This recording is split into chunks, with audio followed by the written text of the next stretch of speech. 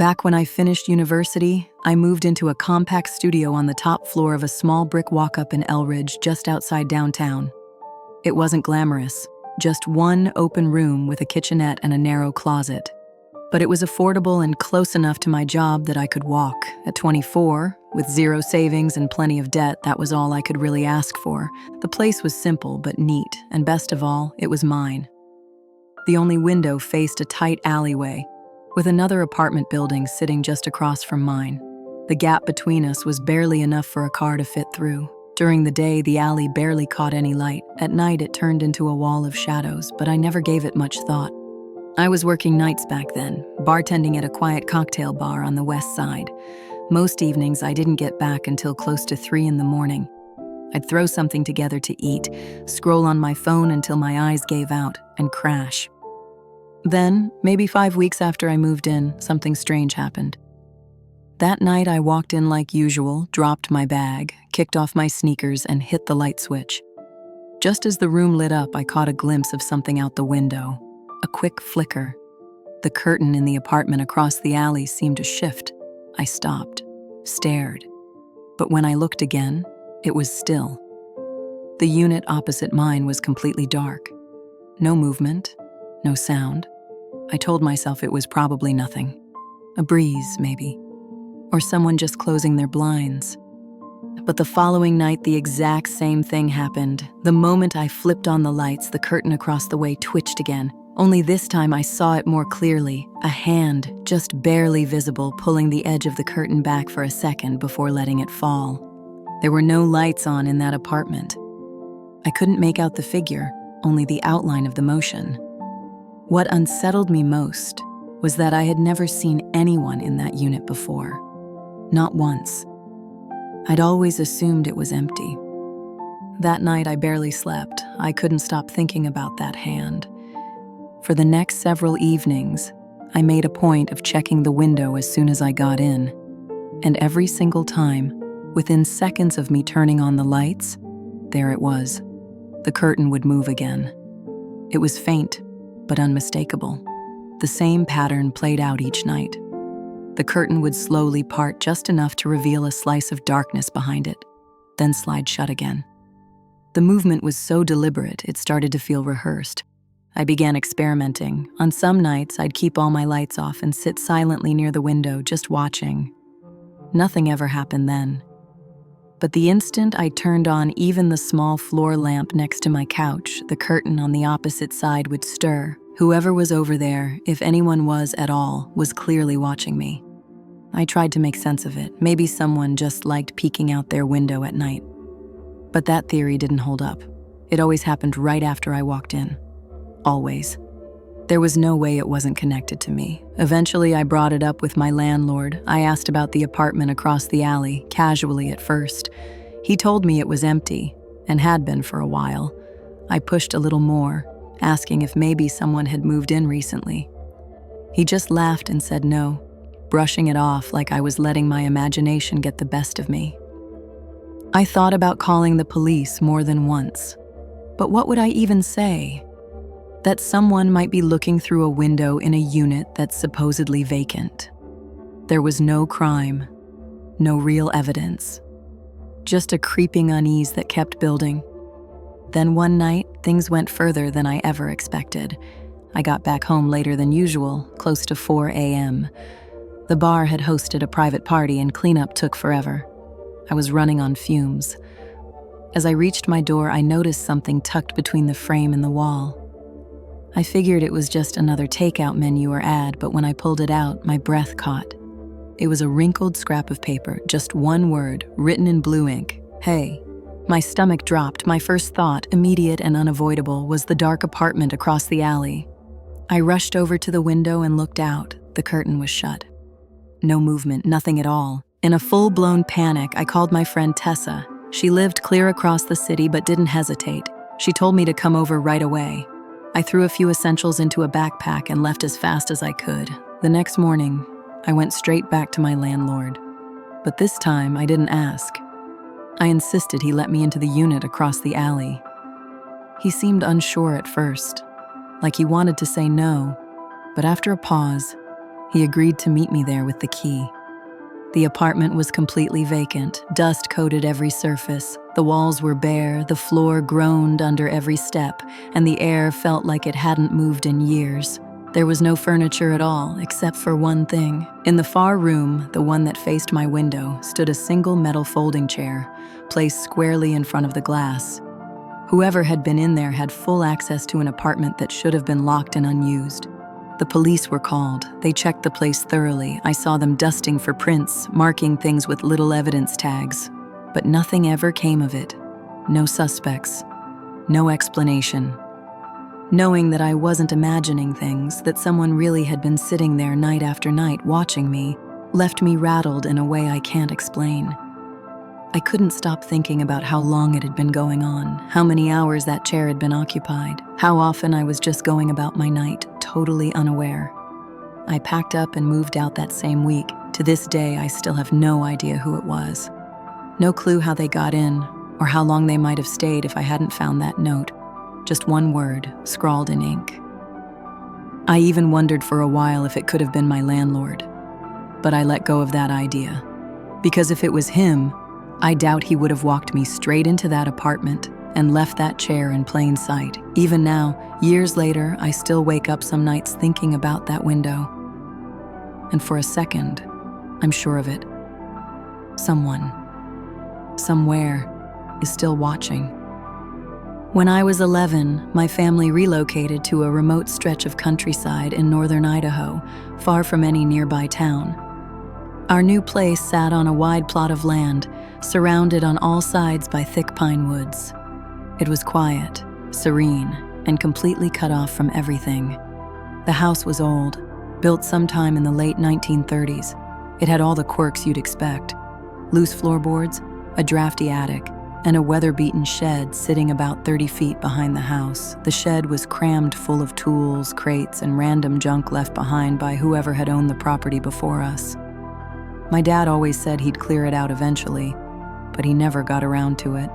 Honestly, we barely went near it. The first time I noticed anything off, it was a school night close to midnight.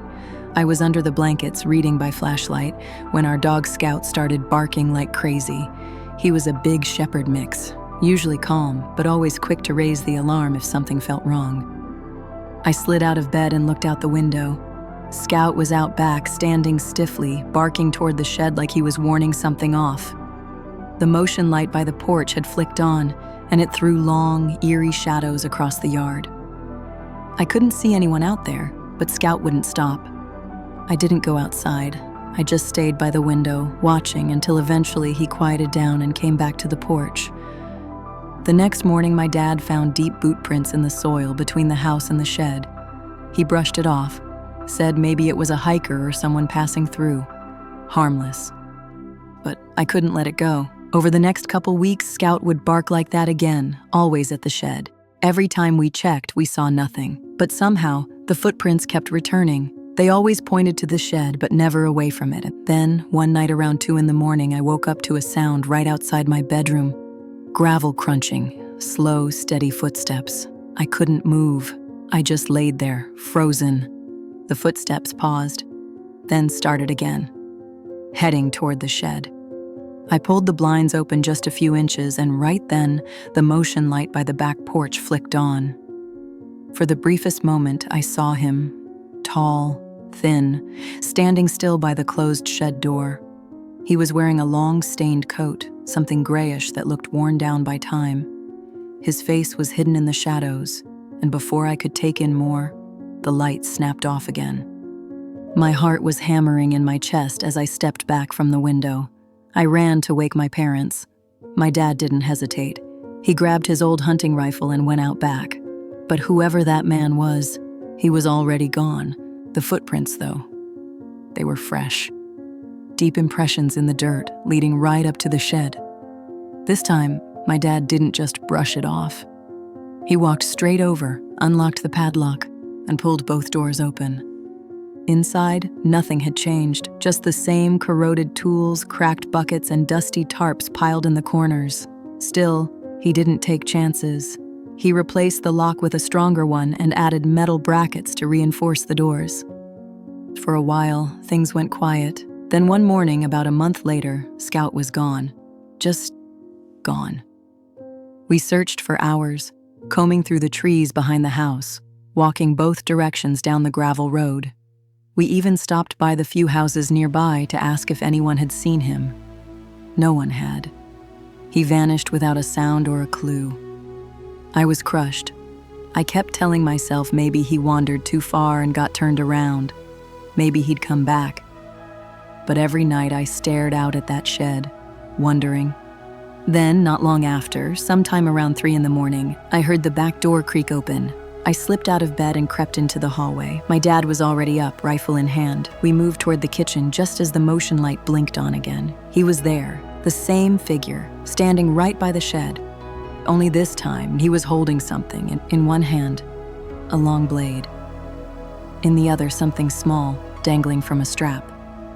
Scout's collar. The sight of it made my body feel like it wasn't mine anymore, like the ground beneath me wasn't real. I couldn't breathe.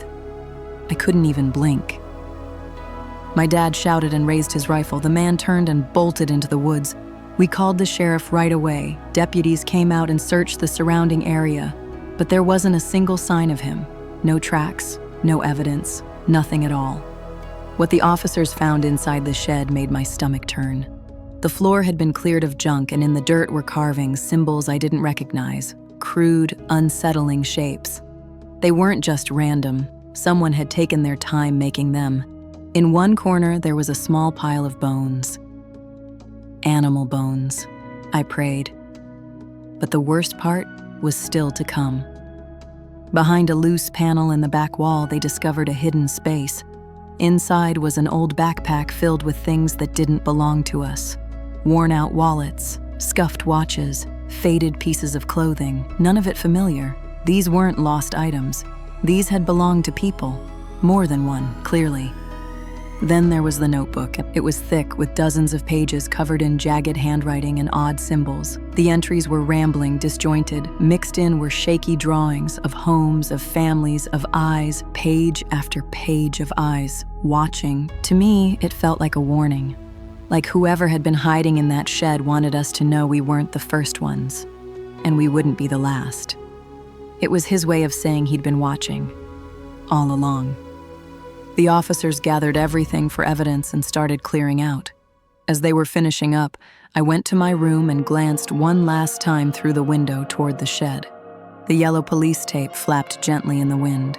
Everything was quiet. But then, just inside the trees, maybe 10 feet past the edge of the clearing, I saw something.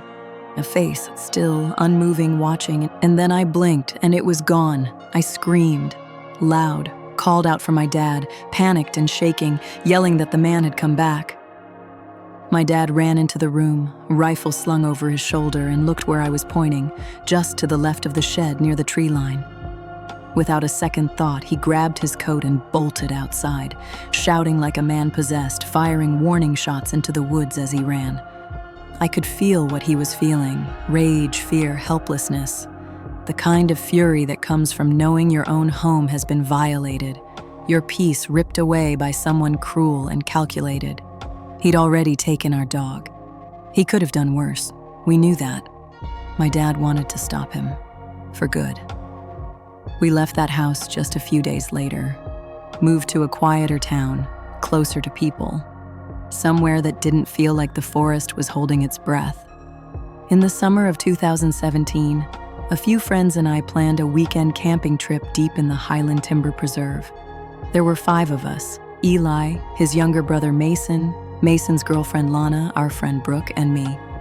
We were all in our early 20s, just out of college and looking for a break from technology and city noise. We picked a site way off the grid, miles into the national forest where the canopy blocked out most of the sky and not a single bar of cell signal reached through. The air smelled like wet pine needles and earth, and it felt like we were completely cut off from everything. That first night was easy. We hiked in with our packs and set up camp in a small clearing near a lake. Just enough space for 3 tents and a fire pit. We cooked over the fire, told dumb stories, and stayed up late watching stars peek through the trees. The quiet out there was soothing, almost unreal. But on the second night, something shifted. It was a little past 11 p.m. We were still hanging around the fire, laughing about something Mason said, when Eli suddenly went still and pointed toward the trees. He asked, "Did you see that?" We all turned, but none of us caught anything. He said he was sure he saw movement, like someone stepping behind a tree about 30 yards out. Mason brushed it off, said it was probably a deer, but 20 minutes later, we heard something else, a sharp crack, like a thick branch snapping, coming from that same direction. This time it was loud. Brooke's mood changed completely. She whispered that she wanted to turn in for the night. No one argued. We put out the fire, zipped ourselves into our tents, and tried to sleep. But sometime in the middle of the night, I woke up, and I knew I wasn't alone. Right outside the tent, not even 10 feet from where my head was resting, I heard breathing. Low, slow, measured. And it wasn't an animal. At first I told myself I was probably just half asleep imagining things. But the sound didn't fade. It stayed steady. Just slow, labored breathing, like someone struggling a bit with each inhale. I considered the possibility that it was one of us, maybe up for a bathroom break, but I didn't hear anything else. No zipper, no footsteps, no rustling, and no sign of anyone relieving themselves. Just the breathing. It sounded old, like a person whose lungs had taken some damage. Raspy, uneven, almost like a lifelong smoker. I slowly reached for the flashlight by my sleeping bag, but I didn't switch it on. I just held it, gripping it tight. The breathing shifted. It moved from one side of the tent to the other. I could hear the weight in each step. Then it stopped. I stayed still, completely silent, waiting. Eventually, the quiet lulled me into thinking it might have been one of us after all. Just someone lingering near the tent for some reason. I kept telling myself that, and eventually, I drifted off. The next morning, I didn't bring it up, neither did Brooke. But when we all gathered for breakfast, I noticed Eli looked uneasy, like something was eating at him. He finally spoke. "Someone was walking around our tent last night," he said quietly. Lana nodded immediately. "Yeah, I heard it too. They circled more than once," she said, then added, "It sounded like maybe more than one person." That's when I asked everyone outright, "Did anyone get up last night? Could that have just been one of us?" Mason said he did step out to pee, but then he paused and glanced toward the fire pit. "When I came back," he said, "I thought I saw someone crouching right there, by the ashes." It was around 4. We all stood up and started checking the area. The ground was mostly packed dirt, but near the edge of the clearing where it was a little softer, closer to mud, we found them. Footprints circling all 3 tents. One of the prints stood out immediately. It wasn't from a boot or a shoe. It was a bare, human footprint, clear as day. That's when the unease we'd been feeling deepened into something colder. The tracks led straight toward the woods, and then just stopped. We tried to laugh it off, tossing around theories like maybe it was a strange camper or someone pulling a prank. But none of us believed it. Not really. That night didn't feel like a joke. We built the fire bigger, sat closer together, and kept our flashlights within arm's reach. Nobody wanted to be the first to call it a night. Around 2 a.m., we heard it again. Leaves crunching in the dark, twigs snapping under slow footsteps. But this time, there was something else. A voice, low, muffled, just above a whisper, too far away to make out the words, but definitely human. Eli whipped on his flashlight and pointed it toward the trees. Just for a second, we saw him. A man, completely naked, crouched low behind a tree trunk barely 20 feet away. The light hit him and he bolted, scrambling backward into the brush like some wild creature that had just been spotted. We all froze. No one said anything for a while. None of us even moved. The fear was too sharp. Eventually, Brooke whispered, asking if we should start packing up and leave. Lana agreed. But Eli and I both said no. That would be a mistake. Taking down camp in the dark and trying to navigate those winding trails back to the car, with someone like that possibly tracking us, it wasn't worth the risk, so we stayed. That night was one of the worst I've ever had. I didn't sleep, not even for a second. I just sat there in the dark, heart pounding, flashlight in my lap, listening. And maybe staying awake was the thing that kept us safe. I don't know how much time had passed, an hour, maybe more, before I heard it again. A soft snap, a rustle. Just beyond the firelight. Without even thinking, I muttered under my breath, "Please let it just be a deer." The forest held its breath. Then, from somewhere deep in the trees, a voice called out. Clear, slow, not one of us. "I see you guys." I didn't know if anyone else had heard the voice. No one said a word, no reaction from any of the other tents. So I stayed silent too afraid to be the only one acknowledging it. But what happened next? I couldn't have imagined. There was a slight rustle, just enough to make the fabric of my tent shift. I sat up instantly, eyes locked on the zipper. And then it started to move, slowly, quietly, the teeth of the zipper parting just a few inches at a time. I screamed, loud, instinctively, and my friends started screaming too, everyone yelling over each other from inside their tents, unsure what was happening but feeling the same fear. Whoever had been outside my tent, if they were ever fully there, took off, I think. I never saw them, never heard them run. All I know is that after I pulled the zipper closed again, everything went still. No footsteps, no voices, no more breathing. I didn't sleep, not even for a moment. I lay there, gripping my flashlight, eyes flicking back and forth to every corner of the tent, until the faint gray of morning finally began to rise behind the trees. As soon as the sun came up, we packed up in silence. No one even joked. We just hiked back toward the car. Even once we made it to the ranger station, the unease didn't leave us. We explained everything, every sound, every footprint, the figure in the woods, the zipper. The ranger didn't seem surprised. He told us there had been reports before of a man, possibly more than one, living somewhere out there. Some said they stole gear. Others said worse. He didn't explain what worse meant. None of us asked. We tried to laugh in the car on the way home, tried to make it feel like just another wild camping story. But it didn't land for me, not really. And after what happened with that zipper, I don't think I'll ever go camping again.